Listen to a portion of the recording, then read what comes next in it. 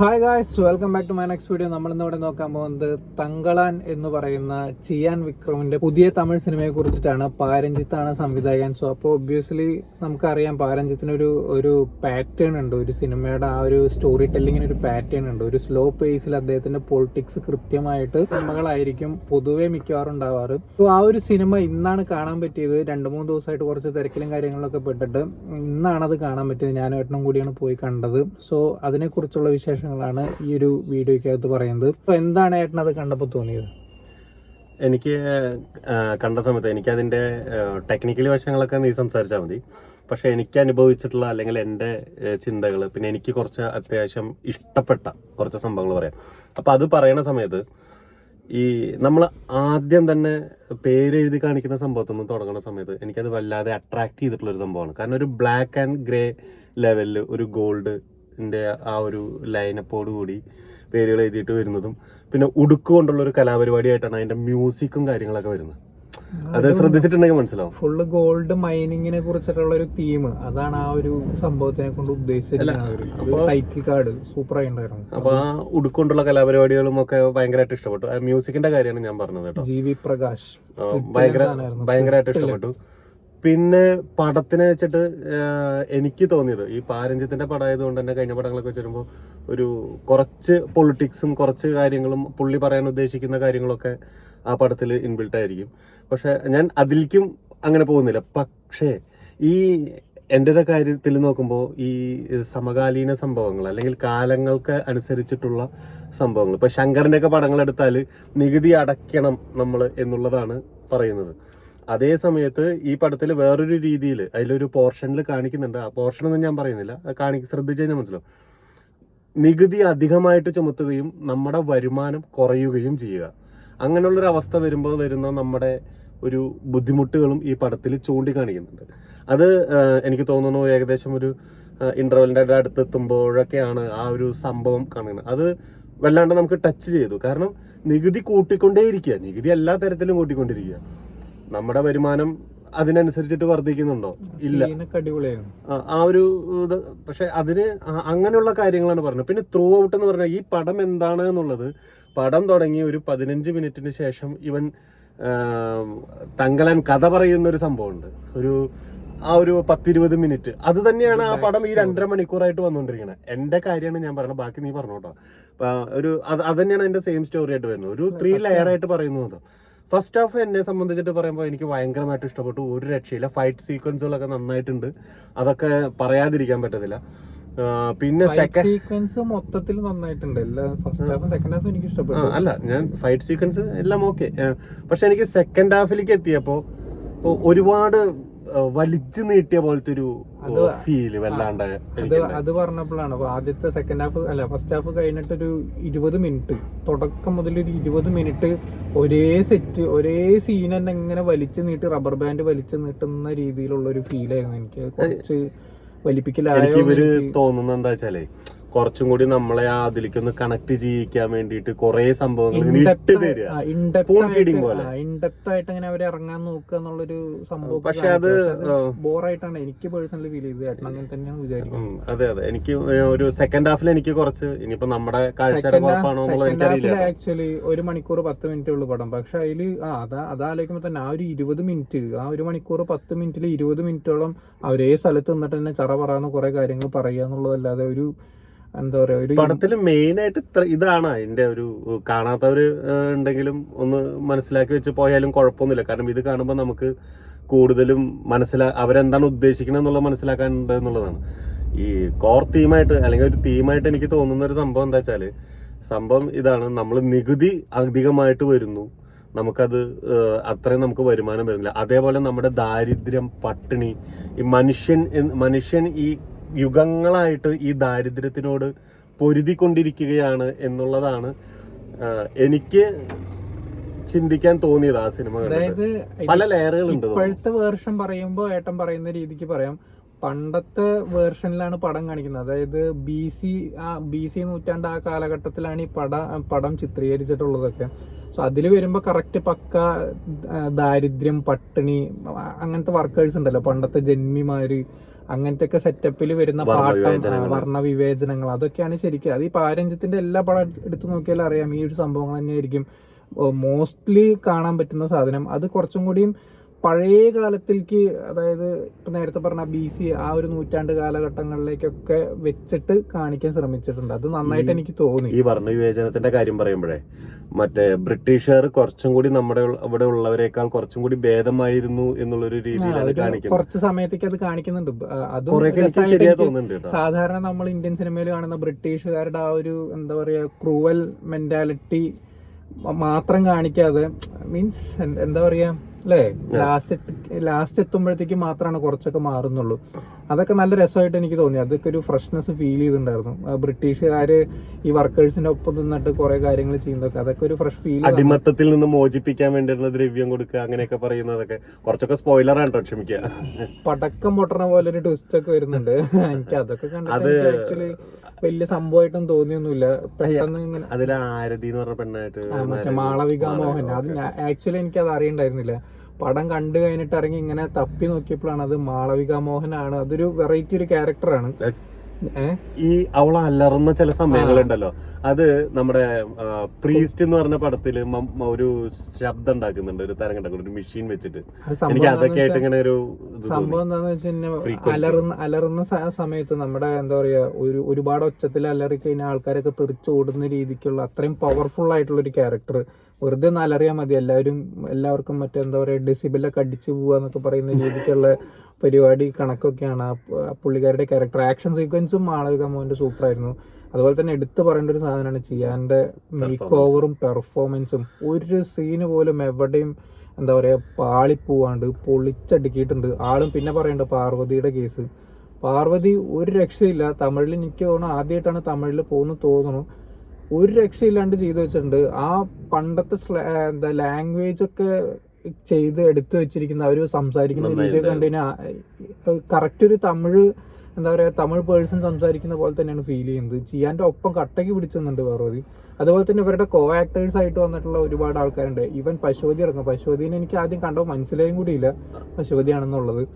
അതില് അത് പശുപതി ഗംഭീരാക്കിയിരുന്നു. ആ പശുപതിയുടെ ആ ക്യാരക്ടറും ഒരു പ്രത്യേക ക്യാരക്ടറാട്ടോ. അതായത് നമുക്കും പൂണൂല് ധരിക്കണം അങ്ങനെ. അതായത് ഈ പാരഞ്ജിത്തിന്റെ തന്നെ ഒരുപാട് ചിന്തകൾ, ഒരുപാട് ഇതൊക്കെ അതിലേക്ക് വരുന്നുണ്ട്. വെറൈറ്റി ക്യാരക്ടറാണ്. സംഭവം അടിപൊളിയായിട്ട് അവർ ചെയ്ത് കാണിച്ചത്. അതൊക്കെ വരുന്നത് ഫസ്റ്റ് ഹാഫിലാണ്. ഫസ്റ്റ് ഹാഫ് അത്യാവശ്യം നല്ല. അങ്ങനെ പൂണൂല് ഇട്ടാലും നിങ്ങൾ ഞങ്ങളുടെ ഒപ്പം എത്തില്ല എന്ന് കാണിക്കുന്ന തരത്തിലുള്ള ഒരു വിവേചനം അവിടെ കാണിക്കുന്നുണ്ടായിരുന്നു. അതൊക്കെ ഗംഭീരമായിരുന്നു. അപ്പൊ നമുക്ക് ആലോചിക്കാവുന്നതാണ് പണ്ട് കാലത്ത് ഇപ്പോൾ നമ്മുടെയൊക്കെ പൂർവികര് ഒക്കെ എല്ലാവരും എത്രത്തോളം അനുഭവിച്ചിട്ടുണ്ടായിരിക്കാം ഇങ്ങനെയുള്ള കാര്യങ്ങളൊക്കെ. അതൊക്കെ നമുക്ക് ഉള്ളിലേക്ക് വരുന്ന കാര്യങ്ങളാണ്.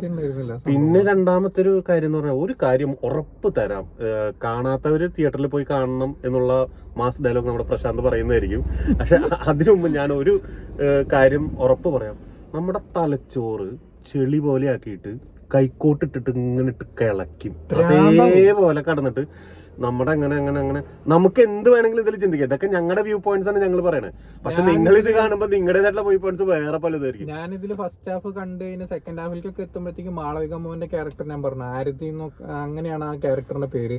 ഞാൻ ആക്ച്വലി വിചാരിച്ച അതൊരു ഇല്യൂഷൻ ക്യാരക്ടറാണ്. അതായത് അത് ചിയാൻ വിക്രമിന്റെ ഒരു ഇല്യൂഷൻ ആയിട്ടുള്ള അതായത് അയാളുടെ ഒരു എന്താ പറയാ ചിന്തയാണ് ആ ഒരു ക്യാരക്ടർ എന്ന് പറയുന്നത്. പട്ടിണി എനിക്കും അങ്ങനെ തോന്നിയത്. ക്ലൈമാക്സ് വരുന്നവരെ ആക്ച്വലി ഞാനും ക്ലൈമാക്സിൽ അതിനൊരു അരമണിക്കൂർ മുമ്പ് വരെ ഞാൻ അങ്ങനെയാണ് വിചാരിച്ചിരുന്നത്.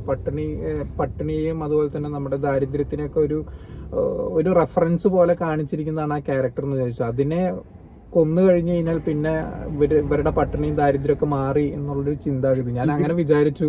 പക്ഷെ ഞാൻ നേരത്തെ പറഞ്ഞല്ലോ പട്ടക്കെന്ന് പറഞ്ഞിട്ട് ഒരു ട്വിസ്റ്റ് ഒക്കെ വരും. അത് വേറൊരു സംഭവം കോലാർ എന്ന് പറഞ്ഞിട്ടുള്ള സംഭവത്തിലെ ഖനീനെ എടുത്തിട്ടുള്ളൊരു പരിപാടി ലാസ്റ്റ് കാണിക്കുന്നുണ്ട്. അത് ഒറിജിനൽ സംഭവമാണ്. അതില് ഒരു ഫിക്ഷൻ ഒക്കെ ആഡ് ചെയ്തിട്ടാണ് അവർ ആക്ച്വലി ഈ ഒരു പടം സെറ്റ് ചെയ്തിട്ടുള്ളതൊക്കെ. അതൊക്കെ നല്ല കാര്യം. OTT-ൽ വന്നിട്ട് കണ്ടാൽ ഉറപ്പായിട്ട് ഇഷ്ടാവില്ല കേട്ടോ. തിയേറ്ററിൽ നിന്ന് കാണേണ്ടി വരും എന്നുള്ളതാണ് എന്റെ അഭിപ്രായം. സത്യമാണ്. തിയേറ്ററിൽ കണ്ടാൽ സൗണ്ട് അത് പറയുമ്പോ ഞാൻ പറഞ്ഞില്ലേ GV പ്രകാശ് ഏറ്റവും സെറ്റ് സാധനം എന്ന് പറഞ്ഞാൽ GV പ്രകാശിന്റെ ബാക്ക്ഗ്രൗണ്ട് സ്കോർ. ഉടുക്കൊക്കെ കൂട്ടിയിട്ടുള്ള സംഭവം. 3 പാട്ടേ ഉള്ളൂ. 3 പാട്ടും കീറു സാധനമാണ്. അതുപോലെ ഫസ്റ്റ് പാട്ട് എപ്പിക്, ഒരു രക്ഷയില്ലാത്ത സാധനമാണ്. അതുപോലെ തന്നെ സ്കോറുകൾ, ബാക്ക്ഗ്രൗണ്ട് സ്കോറുകളൊക്കെ വെട്ടിച്ചില്ല ഐറ്റം. അതൊക്കെ തിയേറ്ററിൽ നിന്ന് കേട്ടാൽ മാത്രമാണ് നിങ്ങൾക്ക് അതൊരു എന്താ പറയാ ഫീല് കിട്ടുള്ളൂ. അങ്ങനെയാണ് എനിക്ക് പേഴ്സണലി ഗംഭീരാണ്. സൂപ്പറാണ്. സെക്കൻഡ് ഹാഫിലേക്ക് വരുമ്പോ നമുക്ക് എന്താണ് ഉദ്ദേശിക്കുന്നത് അങ്ങനെ ഒരു റബ്ബർ വലിച്ചു നീട്ടി ഒരു 20 മിനിറ്റ് കട്ട് ചെയ്യായിരുന്നു. ശരിക്കും പറഞ്ഞാൽ അതൊരു റൈറ്റിങ്ങിന്റെ പിഴവായിട്ട് എനിക്ക് പേഴ്സണലി ഫീൽ ചെയ്തു. അത് ഇത്രയ്ക്കൊന്നും ചെയ്യേണ്ട ആവശ്യം ഉണ്ടായിരുന്നില്ല. ഫസ്റ്റ് ഹാഫ് കഴിയുമ്പോഴത്തേക്കും തന്നെ അതിന്റെ ഒരു സെറ്റ് നമുക്ക് മനസ്സിലാവുന്നുണ്ട്. പാരഞ്ചത്തിന്റെ പടമാണ്, നമ്മള് സ്ലോ പേസ് ആണ്. ഇവൻ കബാലി വരെ അത്രയും സ്ലോ ആയിട്ടാണ് മൂപ്പർ എടുത്തിരിക്കുന്നത്. സോ അതിപ്പോ വലിയ പുതുമയുള്ള കാര്യം. പക്ഷെ സെക്കൻഡ് ഹാഫിലേക്ക് വരുമ്പോഴോ ഫസ്റ്റ് ഹാഫ് ഗംഭീര സ്പീഡിൽ പോയി, സെക്കൻഡ് ഹാഫിലേക്ക് എത്തുമ്പോ വളരെ സ്ലോയിലും പോയി. അത് പറയുമ്പോ തന്നെയാണ് കുറച്ച് മാറ്റി പിടിക്കണം കേട്ടോ. കുറച്ച് മാറ്റി പിടിച്ചാൽ നന്നായിരുന്നു. അത് പറയാനുള്ള കാരണം ഉണ്ടേ, ഒരുപാട് നല്ല തീമുകൾ പുള്ളി ഇടുന്നുണ്ട്.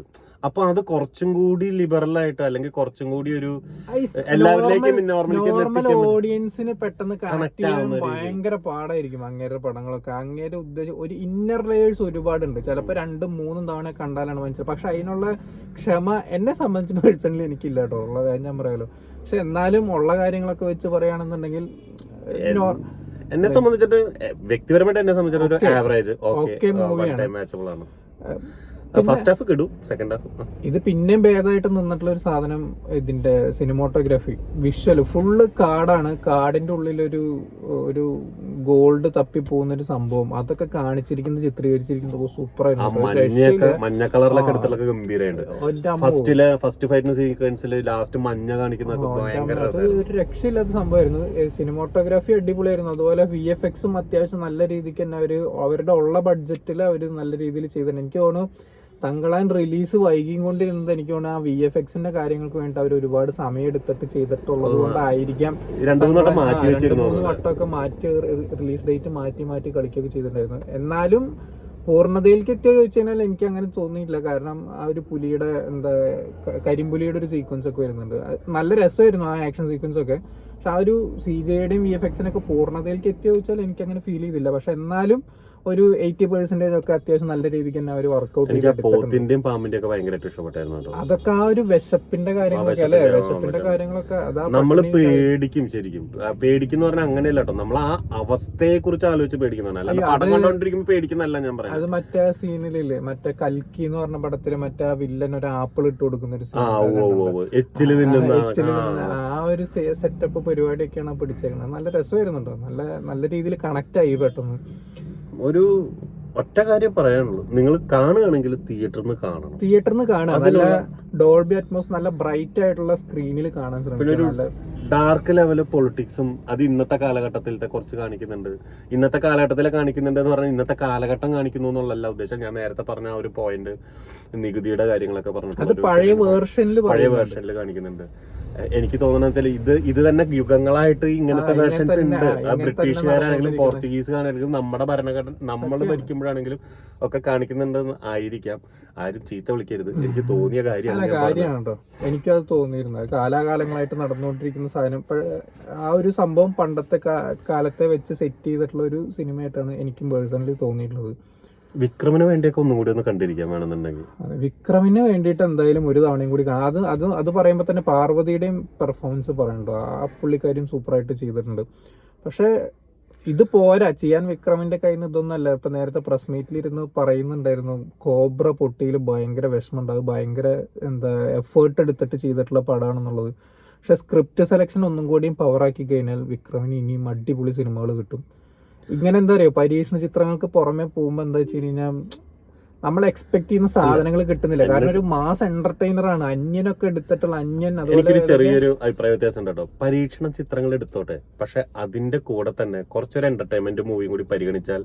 അതാണ് ഞാൻ പറഞ്ഞത്, പരീക്ഷണ ചിത്രങ്ങൾക്ക് ഞങ്ങള് സാമി ധൂള് അന്യനൊക്കെ കണ്ടു വളർന്നിട്ടുള്ള ആൾക്കാരാണ്. സംഗതി അങ്ങേര് മാസ ഡയലോഗ് അടിച്ചു, സാമി ധൂളൊക്കെ ചെയ്തു വന്ന് എനിക്ക് പടങ്ങൾ എടുക്കാൻ അറിയാന്നൊക്കെ പറഞ്ഞെങ്കിലും ഇടയ്ക്കൊരു പടം ഞങ്ങൾക്ക് അതേപോലെ തരൂ, ഞങ്ങളെ എന്റർടൈൻ ചെയ്യിക്കാൻ വേണ്ടി ഞങ്ങളെ എന്റർടൈൻ ആവുന്നത് പരീക്ഷണ പടങ്ങൾ കൂടെ ആയിരിക്കും. പക്ഷെ ഞങ്ങൾക്ക് വേണ്ടി ഒരു എന്റർടൈൻമെന്റ് കൂടി തരൂ. അതെ, സത്യം. അതാണ് എനിക്ക് വിക്രം സാറിനോട് പറയാനുള്ളത്.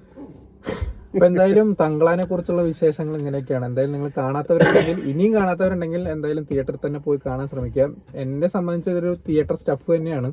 OTT-യിലൊക്കെ ഇറങ്ങി കാണാൻ നിന്ന് കഴിഞ്ഞാൽ കുറേയൊക്കെ ലാഗൊക്കെ ഫീൽ ചെയ്തു എന്നൊക്കെ പറഞ്ഞിട്ട് നിങ്ങൾക്ക് തന്നെ തോന്നും. ഒരു വൺ ടൈം വാച്ചബിൾ ആയിട്ടുള്ള ഒരു സിനിമ അനുഭവമാണ് എന്നെയും.